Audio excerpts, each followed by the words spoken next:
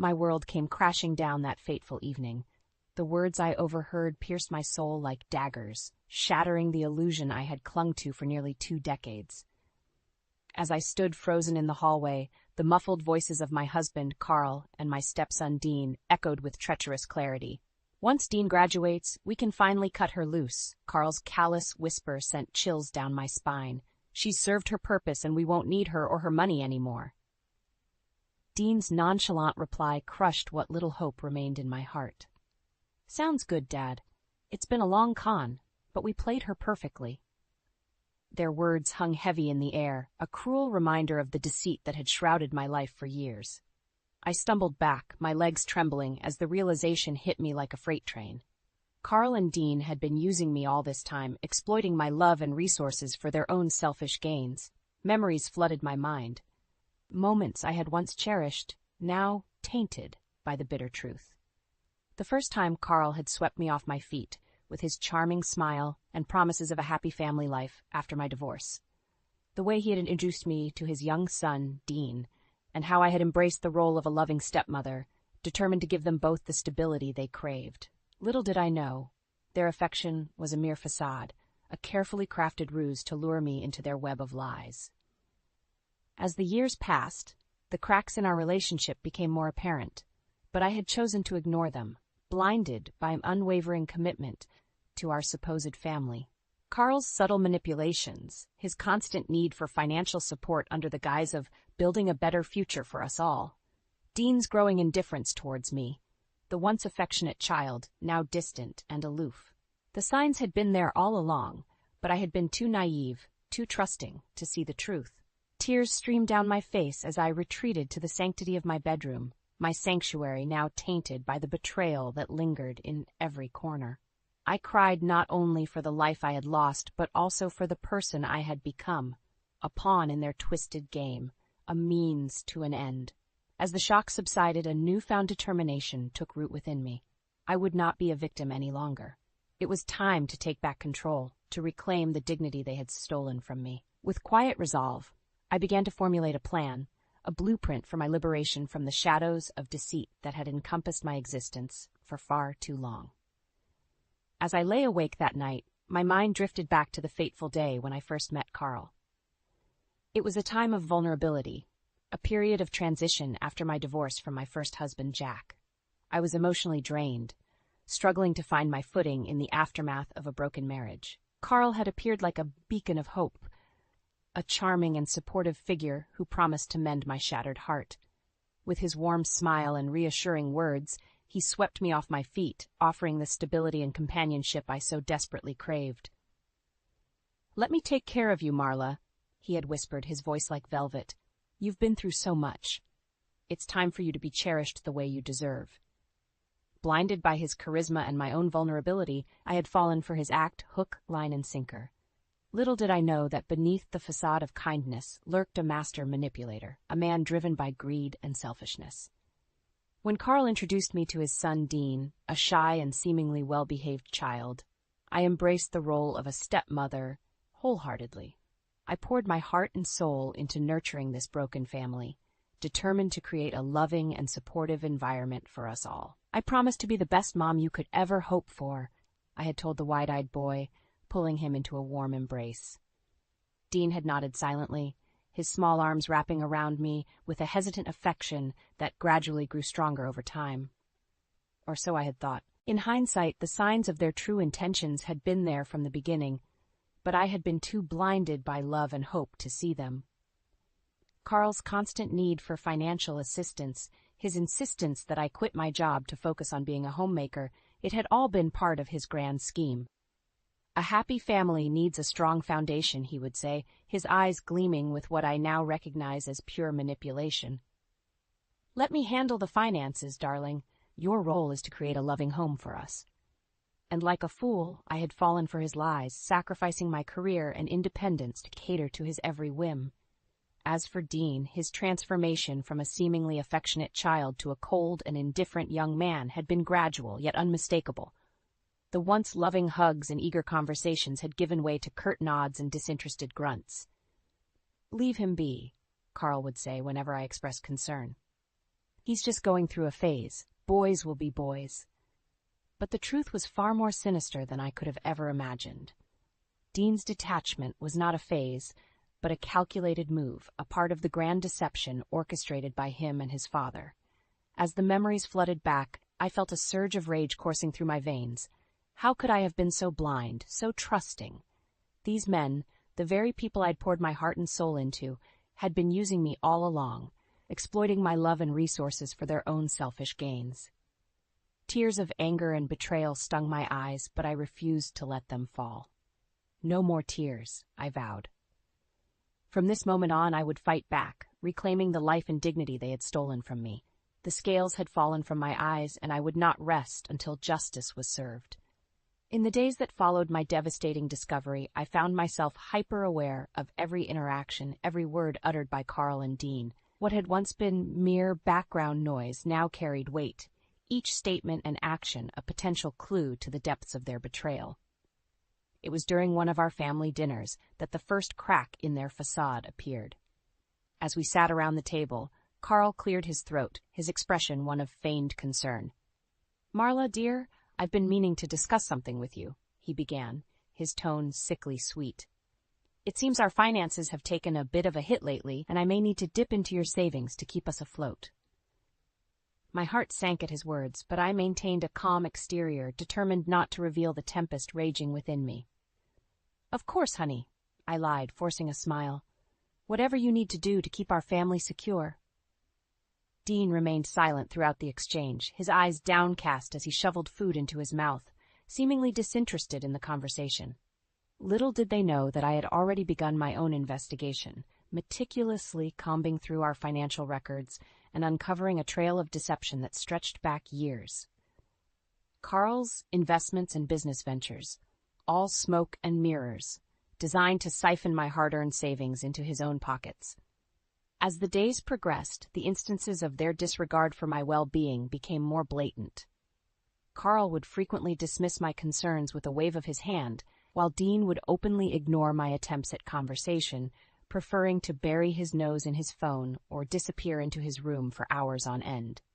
"He's just going through a phase," Carl would repeat, his worn-out excuse falling flat against the weight of my newfound skepticism. It was during one of these tense silences that I stumbled upon the final piece of the puzzle, a stack of legal documents, buried beneath a pile of Carl's papers. My heart raced as I pored over the pages, my suspicions confirmed in black and white. Carl had been meticulously manipulating the paperwork, attributing my assets and investments to his name, effectively stripping me of my financial independence and autonomy. It was a calculated move, a slow and steady erosion of my resources, all in preparation for the day when he and Dean would finally cut me loose, as they had so callously put it. In that moment, any lingering doubt I harbored evaporated. These men, the very people I had loved and trusted, were nothing more than parasites, feeding off my generosity and love for their own selfish gains. As I clutched the damning documents in my trembling hands, a newfound resolve took root within me. I would no longer be a victim, cowering in the shadows of their deceit. It was time to take action, to reclaim what was rightfully mine, and exact a fitting retribution upon those who had so cruelly betrayed me. With steely determination, I began to document every encounter, every conversation, and every financial transaction. I would build an ironclad case against them, leaving no room for doubt or denial.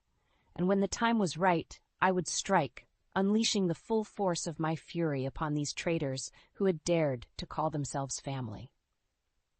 With each passing day, the emotional and financial strain of living under the same roof as my deceivers grew more oppressive. Carl's demands for money became increasingly frequent, his excuses more flimsy and transparent. "Business has been slow, sweetheart," he would say, his hand resting on my shoulder in a mockery of affection. "I need to dip into our savings again to keep things afloat." I would nod silently, my jaw clenched, as I watched him siphon away my hard-earned nest egg, feeding his insatiable greed with callous disregard for the future I had envisioned for myself. Dean, for his part, remained aloof and indifferent, his nose perpetually buried in his phone or his attention focused on his studies. It was as if he had already written me off, discarding me like a used toy in anticipation of the day when I would no longer serve his purposes. It was during one of these tense encounters that I made a decision that would set in motion a chain of events from which there would be no turning back. Quietly, without arousing suspicion, I sought out legal counsel, determined to understand my rights and options. The lawyer's name was Jacob, a sharp-eyed man in his late 40s with a no-nonsense demeanor that instantly put me at ease. As I poured out the sordid details of my situation, his expression remained impassive, though a flicker of sympathy crossed his features. "What you're describing is financial abuse, plain and simple," he said, his voice low and grave. "But you have options, Mrs. Carter. We can help you reclaim what's rightfully yours and protect your interests moving forward." With Jacob's guidance, I began to meticulously document every encounter, every conversation, and every financial transaction. I installed hidden cameras and voice recorders, capturing the evidence I needed to build an ironclad case against Carl and Dean. The process was emotionally draining, but I persevered, fueled by a burning desire for justice and retribution. I would no longer be the meek, trusting fool they had taken me for. I was a woman reborn, a phoenix rising from the ashes of their deceit. As the weeks ticked by, the tension in our household became palpable, a suffocating miasma of distrust and resentment. Carl grew increasingly agitated by my newfound distance, his once smooth facade cracking under the weight of his own paranoia. "What's gotten into you lately, Marla?" he would demand, his eyes narrowed with suspicion. "You've been acting strange, distant." I would simply shrug, offering a placating smile that concealed the fury simmering beneath the surface. "Just tired, that's all," I would lie, relishing the flicker of doubt that crossed his features. Dean, too, began to take notice of the shift in our dynamic, his brow furrowed in confusion as he observed the subtle power struggle unfolding before his eyes.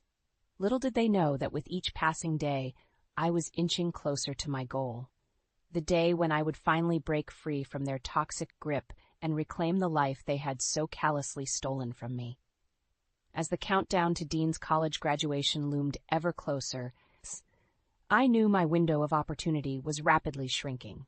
It was time to finalize my exit strategy, to gather my resources and prepare for the final act of this sordid drama. And when the curtain fell, there would be no encore, only the sweet, sweet taste of justice and retribution. In the days leading up to Dean's college graduation, the atmosphere in our home grew increasingly tense, a suffocating cloud of unspoken resentment and suspicion hanging over our every interaction. Carl's demands for money became more insistent, his excuses more flimsy and transparent with each passing day. "Business is really struggling, dear," he would say, his hand resting on my shoulder in a mockery of affection. "I need to dip into our savings again to keep things afloat." I would nod silently, my jaw clenched as I watched him siphon away my hard-earned nest egg, feeding his insatiable greed with callous disregard for the future I had once envisioned for myself. Dean, for his part, remained aloof and indifferent, his nose perpetually buried in his phone or his attention focused on his studies. It was as if he had already written me off, discarding me like a used toy in anticipation of the day when I would no longer serve his purposes. Yet, beneath my calm exterior, a storm was brewing, a tempest of rage and determination that had been steadily building since the moment I discovered their treachery. With each passing day, I grew more resolute, more focused on the endgame that had consumed my every waking thought. I maintained a facade of ignorance, attending to the daily routines and chores that had once defined my existence, all the while secretly finalizing my escape plan. Piece by piece, I gathered the evidence, the resources, and the fortitude I would need to break free from their toxic grip once and for all. As the date of Dean's graduation drew ever closer, I could sense Carl's excitement growing, his eyes alight with a gleam of smug satisfaction that made my skin crawl. In his mind, the finish line was in sight, the day when he and his son would finally be rid of me, free to bask in the spoils of their deceit without the burden of my presence. Little did he know that I had been one step ahead all along, carefully laying the groundwork for his downfall with each calculated move. The night before the graduation ceremony, I lay awake in bed, my mind racing with the weight of the decisions I had made. There would be no turning back from this point. no chance for reconciliation or forgiveness. I was about to burn bridges that had once been the foundation of my life, severing ties with the men who had so callously betrayed me. Yet as I gazed at Carl's sleeping form beside me, I felt no regret, no pangs of sentimentality or nostalgia. The man I had once loved was long gone, replaced by a hollow shell of greed and manipulation that had stripped me of my dignity and self-worth. As the first rays of dawn filtered through the curtains, I rose from the bed, my movements silent and purposeful. This was it, the moment I had been waiting for, the culmination of months of careful planning and unwavering determination. With a steely resolve, I gathered my belongings, my heart pounding with a mixture of fear and exhilaration. This was not a retreat, but a calculated strike, a surgical strike that would leave my tormentors reeling in the wake of my departure. As I stepped out into the cool morning air, a sense of liberation washed over me, a weight lifting from my shoulders with each stride. The path ahead was uncertain, but for the first time in years, I felt truly alive, unburdened by the shackles of deceit that had bound me for far too long. And as the sun rose over the horizon, casting its warm glow upon my newfound freedom, I couldn't help but smile. The game was over, and I had won. The day of Dean's college graduation dawned bright and sunny, a cruel mockery of the storm that was about to be unleashed upon my unsuspecting tormentors. As I settled into my seat in the auditorium, surrounded by beaming families and proud graduates, a sense of calm washed over me. This was it, the moment I had been meticulously planning for, the catalyst that would set my grand scheme into motion. Carl and Dean were oblivious to my presence, their attention focused solely on the stage as the ceremony commenced. I watched them from afar, taking note of their smug expressions, their casual disregard for the woman they had so callously used and discarded. As the graduates' names were called one by one, a hush fell over the crowd, punctuated by thunderous applause and cheers. When Dean's name was announced, Carl leapt to his feet, whooping and hollering like a man possessed, his arms raised in triumph. It was a sickening display, one that only served to further solidify my resolve. These men, these parasites who had leached off my love and resources for years, would soon learn the true meaning of consequence. As the ceremony drew to a close and the graduates filed out, I remained rooted in my seat, my heart pounding with a mixture of anticipation and adrenaline. Carl and Dean made their way towards the exit, deep in conversation, their faces alight with smug satisfaction. It was then that I made my move. Rising from my seat, I approached them with a purposeful stride, my expression one of steely determination. Carl's brow furrowed as he caught sight of me, his mouth opening to speak, but I cut him off with a sharp gesture. "Don't bother," I said, my voice low and unwavering. "I know everything, Carl, every lie, every manipulation, every scheme you and your son have concocted to bleed me dry." Dean's face paled, his eyes widening in shock as the realization of my words sank in. Carl, ever the practiced liar, attempted to brush off my accusation with a dismissive chuckle. "Marla, darling, what on earth are you talking about?" he began, but I silenced him with a withering glare. "Save it," I spat, reaching into my purse and retrieving a thick envelope. "I have all the evidence right here. Bank statements, audio recordings, legal documents. You've been playing me for a fool for years, and it ends today."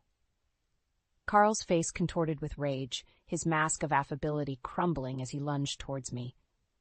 "You stupid bye. I wouldn't finish that sentence if I were you," a deep voice rumbled from behind me.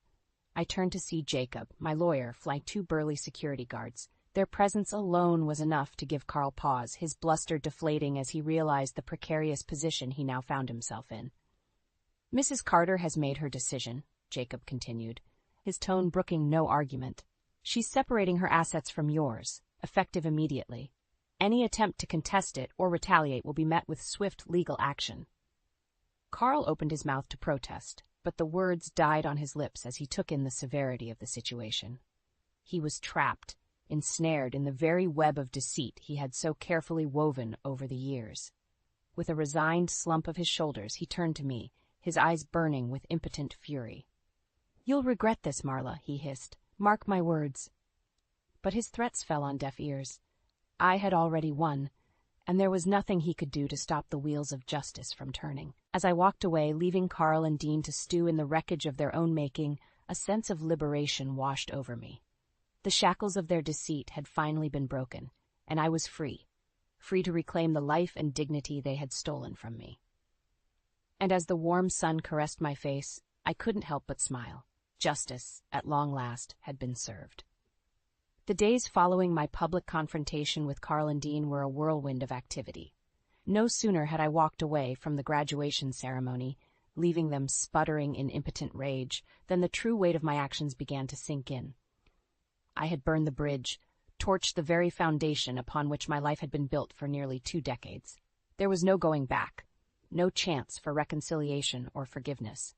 I had exposed the ugly truth of their betrayal, and in doing so, set into motion a chain of events that would forever alter the course of our lives. It was late that evening when my phone rang, the familiar number flashing on the screen like a harbinger of the storm to come. With a steadying breath, I answered, steeling myself for the onslaught. "You've made a grave mistake, Marla." Carl's voice crackled through the receiver, laced with a barely contained fury that sent a shiver down my spine. "Did you really think you could just walk away like that, after everything we've built together?" I scoffed at his words, my resolve unwavering. "We built nothing, Carl. It was all a lie, a carefully constructed facade designed to bleed me dry. But the game is over now, and I've won." His response was a guttural growl, a primal sound that betrayed the depths of his rage. "You think you've won? You stupid, naive woman, you have no idea what you've done, what you've cost me and my son." I could picture him pacing like a caged animal, his knuckles white with the strain of gripping the phone. "I'll make you pay for this, Marla. Mark my words, I'll make your life a living hell." A bitter laugh escaped my lips, the sound foreign and unfamiliar even to my own ears. "Is that a threat, Carl? Because if it is, you'd better be prepared to back it up. I have a team of lawyers and enough evidence to bury you and your precious son for what you've done." There was a moment of silence, a pregnant pause that hung heavy between us. Then a low chuckle, dripping with disdain. "You really think you've got it all figured out, don't you? Well, let me tell you something, sweetheart. This isn't over. Not by a long shot. You may have won the battle, but the war has just begun." With that ominous declaration, the line went dead, leaving me to ponder the weight of his words. Was it merely a hollow threat, the desperate bluster of a man backed into a corner?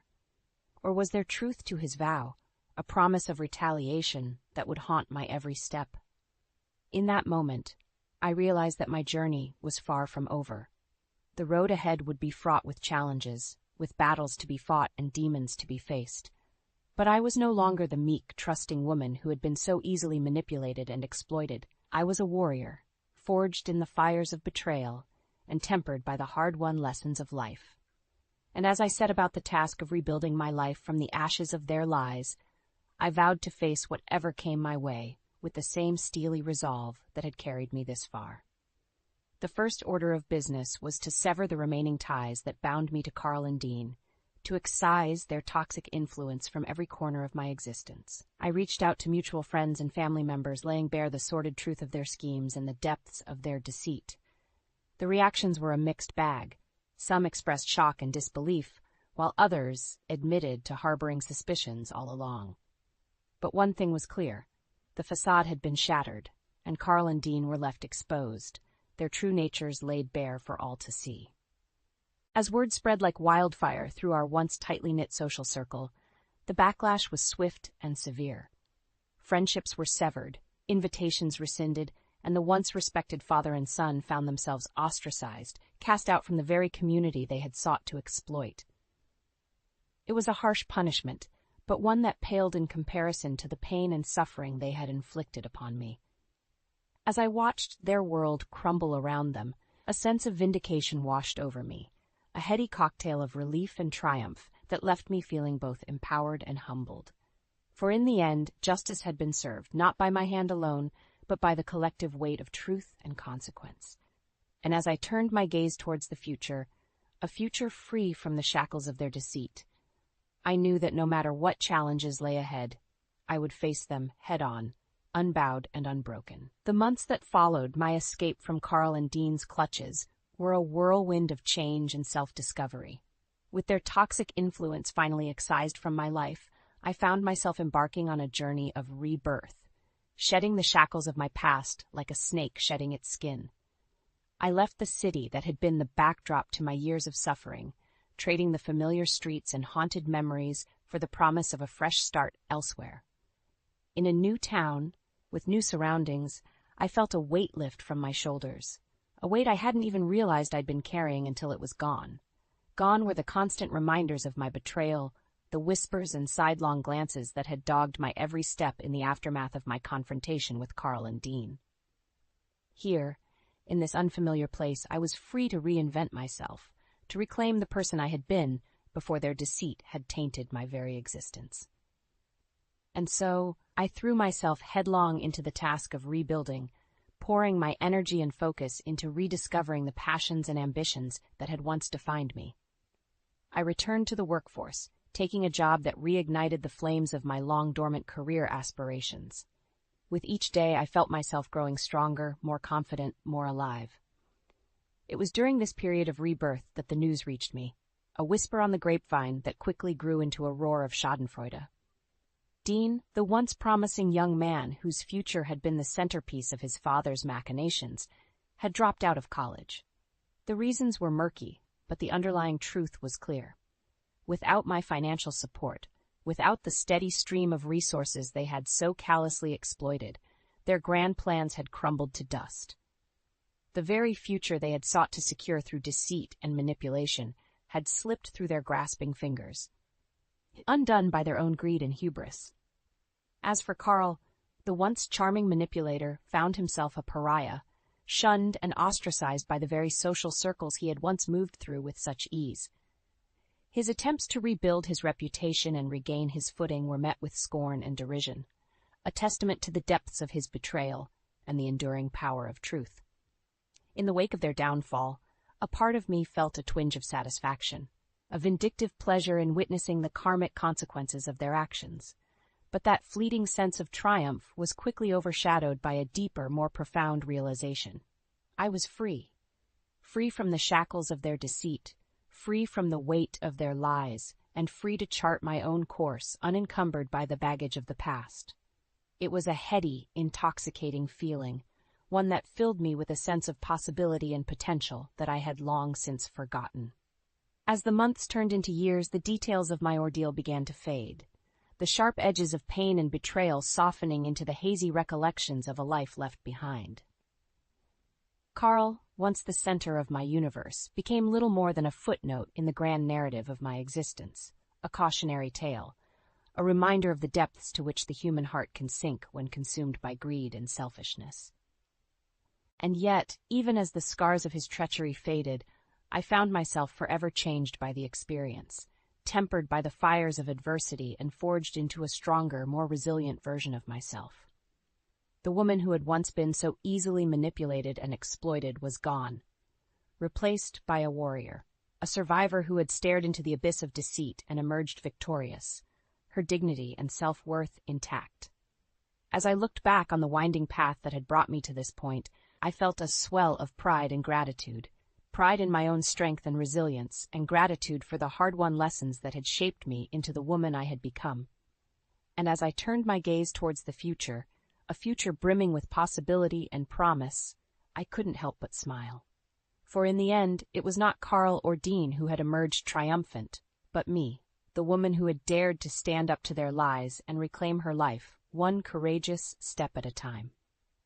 I was standing in the kitchen, the phone pressed against my ear, disbelief washing over me in cold waves. "I'm sorry, Mrs. Harper, your mother passed away."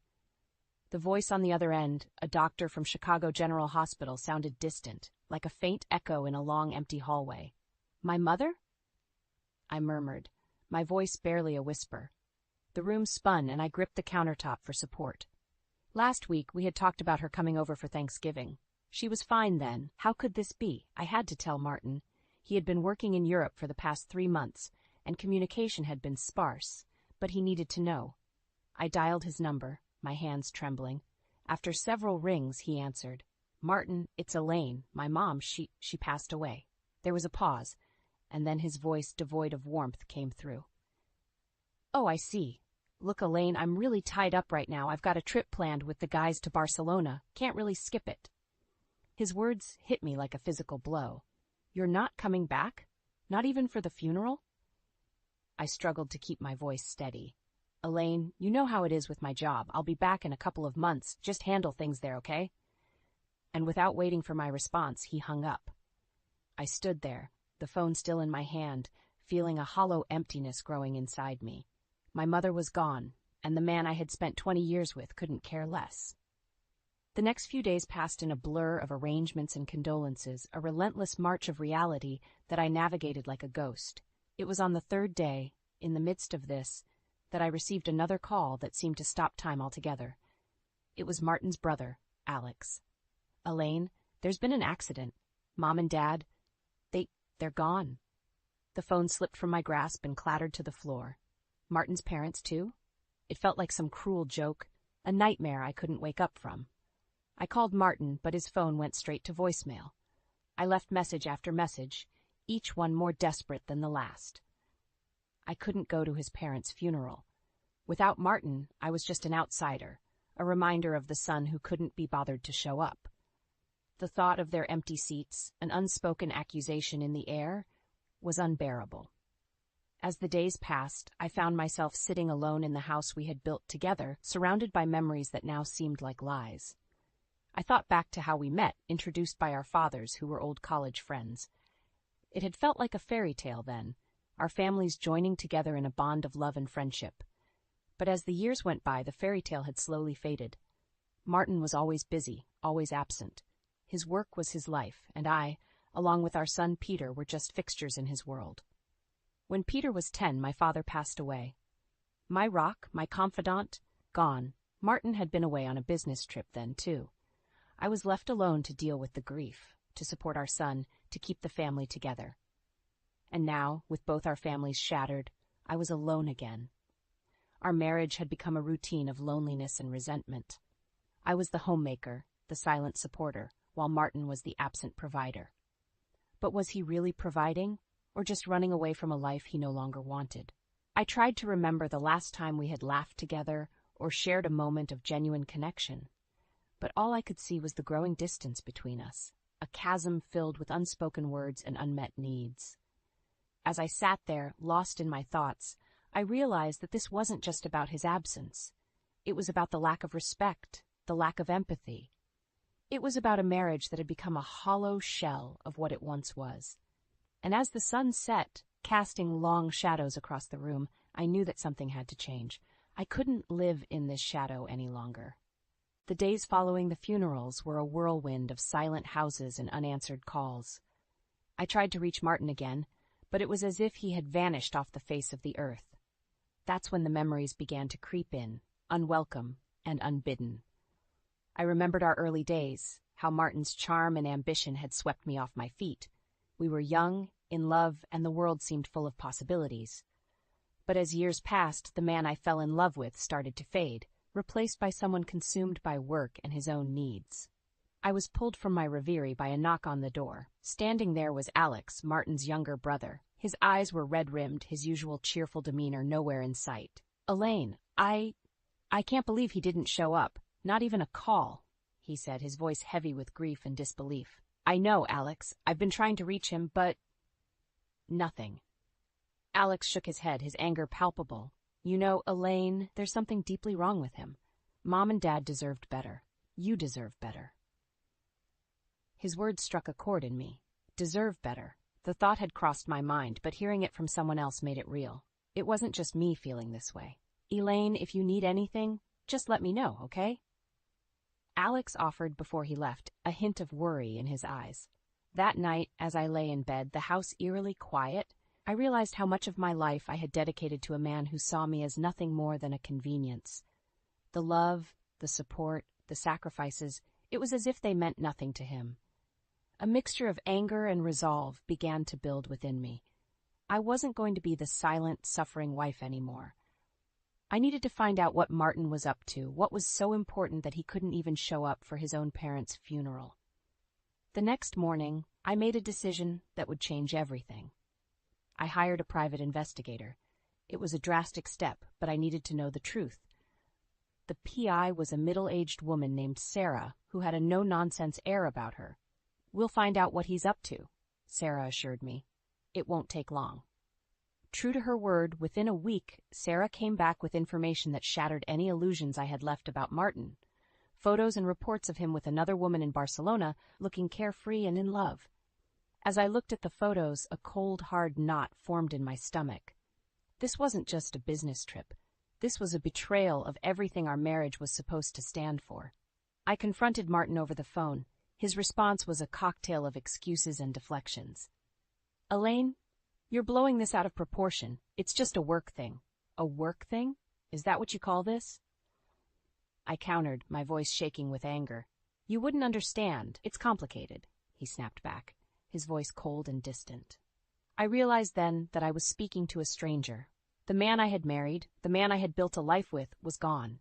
In his place was someone who saw me as nothing more than a hurdle to his desires. That night, as I lay awake, the weight of my decision heavy on my chest, I knew there was no going back. Martin had made his choice, and now it was time for me to make mine. The path ahead was unclear, but one thing was certain. I would no longer be a prisoner in my own life.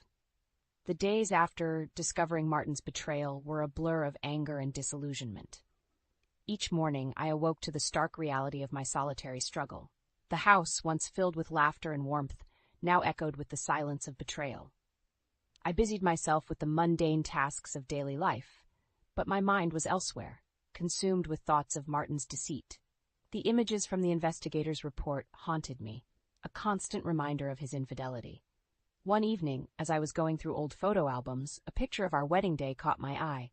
We looked so happy, so in love. I couldn't help but wonder where it had all gone wrong. Was it gradual, or had there been a specific moment when Martin decided I was no longer enough for him? My train of thought was interrupted by a call from Peter, our son. "Hey, Mom, how are you holding up?" "I'm managing, Peter," I replied, trying to sound stronger than I felt. There was a pause before he spoke again, his voice laced with concern. "Mom, I've been thinking. Maybe I should come home for a while, help you through this." His offer touched me deeply, but I couldn't let him put his life on hold for me.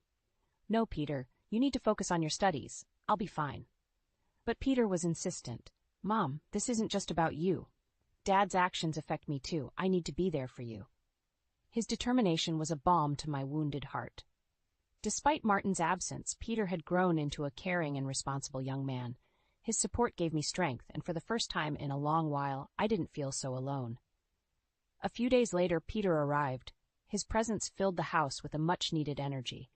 We spent hours talking, sharing our thoughts and feelings about Martin and the situation at hand. "It's just so selfish, Mom. How could Dad do this to us?" Peter's anger mirrored my own. "I don't know, Peter. But I do know that we can't let his actions destroy us. We're stronger than that." As we talked, a plan began to form in my mind. Martin had taken so much from us, it was time he understood the consequences of his actions. I wasn't going to be the silent victim anymore. It was time for Martin to face the music.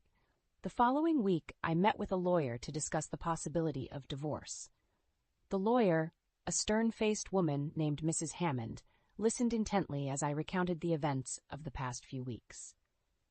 "Mrs. Harper, based on what you've told me, you have a strong case for divorce, especially with the evidence of infidelity," she said, her tone professional yet empathetic. I nodded, a mix of relief and apprehension washing over me. This was really happening. I was taking the first step towards freeing myself from Martin's shadow. As I left Mrs. Hammond's office, a newfound sense of purpose filled me. I was no longer the woman who waited silently for her husband to return. I was Elaine Harper, and I was going to take control of my life. But as I stood there looking out at the bustling city streets, a part of me couldn't help but mourn the loss of the life I thought I had. The happy family, the loving husband, it was all an illusion, shattered by the harsh light of reality. As I headed home, I knew that the road ahead would be difficult, but for the first time in a long time, I felt ready to face whatever challenges lay ahead. Martin had underestimated me for the last time. The revelation of Martin's affair had set a fire within me, one that burned with the need for justice and retribution. As I sat in our living room, the walls seemed to close in on me, each family portrait a reminder of the facade our life had become. My resolve was tested one evening when Martin called. His voice, once familiar and comforting, now grated on my nerves. "Elaine, I've been thinking. Maybe I was too harsh. We should talk when I get back." His words, meant to soothe, only fueled my anger. "Talk? After everything you've done? You abandoned your family, Martin." "Elaine, you're overreacting. It's not like I planned this. Things just happened," he replied, his tone dismissive, as if his betrayal was a mere inconvenience. "Things just happened? You make it sound like you had no choice in the matter. You chose to be with another woman. You chose to ignore your own parents' funeral." There was silence on the other end, and for a moment I thought he had hung up. Then he spoke, his voice cold. "I don't have time for this, Elaine. I have important work here." That was the last straw. "Important work? Is that what you call abandoning your family? You know what, Martin? Maybe it's time I made some important decisions of my own." I hung up before he could respond. My hands were shaking, but my mind was clear. It was time for action. The next day, I met with Sarah, the private investigator. "We need more evidence, anything that can help in the divorce proceedings," I told her, my voice firm. Sarah nodded, understanding the assignment. "I'll see what I can dig up. Martin won't know what hit him." Over the next few weeks, Sarah provided me with a steady stream of evidence. Photos, emails, and even testimonies from people who had seen Martin with his mistress. It was more than enough to paint a clear picture of his infidelity. Armed with this information, I met with Mrs. Hammond again. She reviewed the evidence, her expression grim. "This will certainly help your case, Mrs. Harper. It seems Mr. Harper has been quite careless." As we discussed the next steps, a plan began to take shape. Martin had always been proud of his reputation, both personally and professionally. It was time to use that against him. "Mrs. Hammond, I want to make sure Martin feels the consequences of his actions, not just legally, but personally and professionally as well." Mrs. Hammond regarded me with a new level of respect. "I understand, Mrs. Harper. We'll make sure he gets what he deserves." When Martin finally returned home, it was to a cold and unwelcoming house. I greeted him with divorce papers, my expression as hard as the resolve within me. "Elaine, what is this?" he asked, his voice a mix of surprise and annoyance. "It's over, Martin. I'm filing for divorce, and before you try to talk your way out of this, know that I have enough evidence to ruin you." Martin's face turned a shade paler, his usual confident demeanor crumbling. "You wouldn't dare," he said, but his voice lacked conviction. "I dare, Martin. I dare to stand up for myself and for our son. You've made your choices, and now you'll live with the consequences." As he read through the papers, his face twisted in anger and disbelief. But there was no going back. I had drawn the line, and there was no crossing it. That night, as Martin packed his bags and left, I felt a sense of liberation. The chains of our loveless marriage were finally broken. I was free to start anew, free from the lies and deceit that had bound me for so long. As I watched him drive away, a sense of justice filled me. This was just the beginning. Martin would soon learn that his actions had consequences that would haunt him for the rest of his life. The days following Martin's departure were filled with a tumultuous mix of emotions. Anger, relief, and a sense of vindication swirled within me. The house, now void of his presence, felt larger, as if it too had been holding its breath under his oppressive shadow. My resolve was tested when I received a call from Martin, his tone a mix of anger and desperation. "Elaine, you're ruining me. The divorce papers, the allegations. Do you realize what you're doing?" His words were like fuel to my fire. "Yes, Martin, I know exactly what I'm doing. I'm showing the world who you really are." "You can't do this to me. I've worked hard for everything I have," he argued, his voice laced with entitlement. "Worked hard? You mean you've lied and cheated your way through our marriage? You've made your bed, Martin. Now you have to lie in it." Martin's voice rose, a crescendo of frustration and disbelief. "You were nothing before me. You think you can just take everything?" I felt a surge of power at his words. "I was nothing? No, Martin. I was everything you didn't appreciate. And now I'm taking back what's mine." The call ended with Martin's threats echoing in my ears, but they no longer held any power over me. I was done being the victim. As the divorce proceedings began, Martin's true nature became evident for all to see. His attempts to hide assets and slander me only served to damage his reputation further. The evidence Sarah had gathered painted a clear picture of his deceit and infidelity. The court hearings were tense, with Martin's lawyers trying every trick in the book. But Mrs. Hammond was a force to be reckoned with, countering their moves with precision and finesse. Throughout it all, Peter stood by my side, his support unwavering. He had grown disillusioned with his father, the truth eroding any semblance of respect he once held. The day the divorce was finalized was a day of liberation. As the judge declared our marriage dissolved, a weight lifted from my shoulders. I had won, not just the divorce, but my freedom from Martin's shadow. After the court session, Martin approached me, a shell of the man he once was. "Elaine, please, we can still fix this." I looked at him, really looked at him, and what I saw was a man broken by his own arrogance. "There's nothing left to fix, Martin. You broke everything worth saving." Walking away from him, I felt a chapter of my life closing. The pain, the betrayal, the lies, they were all behind me now.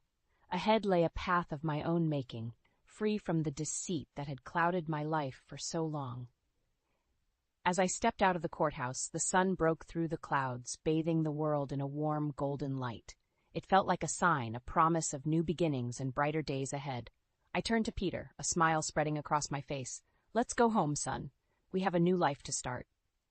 And with that, we walked away, leaving Martin and the past where they belonged, behind us. With the divorce finalized, I was determined to reveal the extent of Martin's disgrace to those who had been blinded by his facade. I knew that true justice wouldn't come from the courts alone. It had to come from exposing him to the world. I started by reaching out to our mutual friends, people who had known us as a couple for years. The initial reactions were mixed, with some refusing to believe the truth, but I had evidence, undeniable proof of his infidelity and deceit. Slowly but surely, the tide began to turn. One evening, I invited a few friends over, people who had doubted me initially. As they sat in my living room, I showed them the messages and pictures Sarah had gathered. Shock and disbelief filled the room as they saw Martin's true colors laid bare. One friend, Lisa, shook her head in disbelief. "I can't believe I defended him all this time. He's a monster." Tears welled up in my eyes as I nodded. "He fooled us all, but now you know." Lisa was the first to take action. She contacted others in our social circle, sharing the evidence and urging them to reconsider their alliances.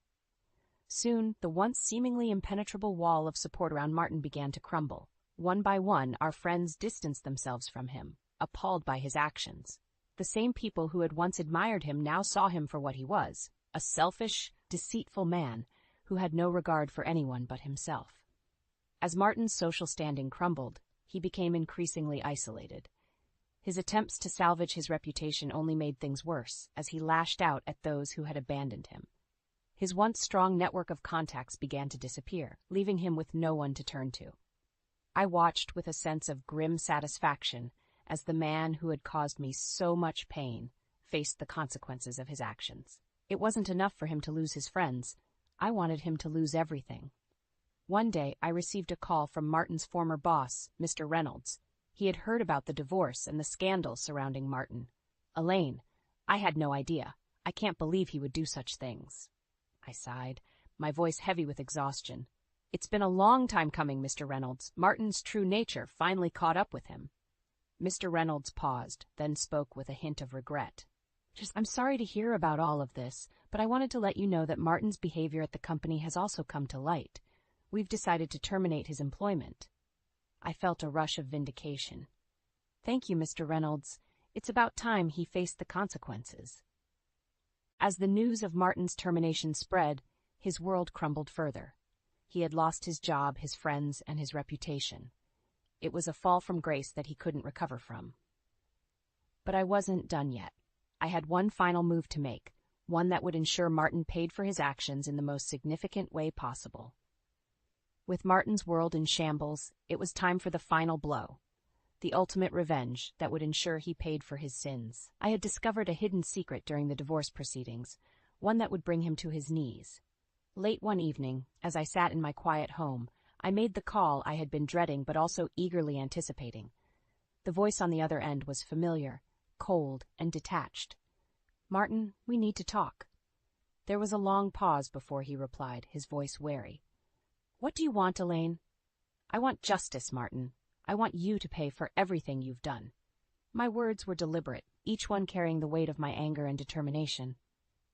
Martin chuckled, a mocking sound that sent shivers down my spine. "You think you can do anything to me now? I've lost it all, Elaine. What more could you possibly take from me?" I took a deep breath, steadying myself. "I know about your hidden accounts, Martin, the offshore ones you thought were safe. I have the evidence, and I'm not afraid to expose you." Silence hung in the air, thick and suffocating. I could hear the panic in his voice when he finally responded. "How did you?" "That's not important right now," I interrupted. "What matters is that I have the power to ruin you completely. The authorities will be very interested in those accounts, Martin." His voice trembled as he spoke, desperation creeping in. "What do you want, Elaine? Money? Is that what this is about?" I couldn't help but laugh. A bitter and vindictive sound. "Money won't fix the damage you've done, Martin. But it will ensure you suffer for a long time." I outlined my terms, a substantial portion of his hidden wealth to be transferred to me as compensation for the years of pain and betrayal. Martin had no choice but to agree, his voice defeated. As I hung up the phone, I felt a rush of satisfaction. Martin had lost everything, his job, his reputation, and now his secret wealth. He was a broken man, a shadow of his former self. But I had won. I had taken back control of my life, exposed him for the monster he was, and ensured that he would pay for his actions. It was a sweet victory, one that had been a long time coming. In the end, it wasn't just about revenge. It was about reclaiming my own dignity and self-worth. I had emerged from the darkness stronger and more resilient than ever. As I sat alone in my quiet home, I couldn't help but smile. The nightmare was finally over, and I was free to live my life on my terms. Martin's downfall was a satisfying end to a chapter of my life that I was more than ready to leave behind.